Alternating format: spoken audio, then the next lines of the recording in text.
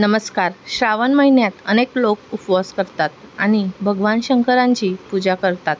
श्रावण महिन्यातील सोमवार श्रावणी सोमवार म्हणून ओळखले जातात. या दिवशी शंकराची विशेष पूजा केली जाते. यंदाच्या श्रावणात 4 श्रावणी सोमवारचे व्रत आहेत.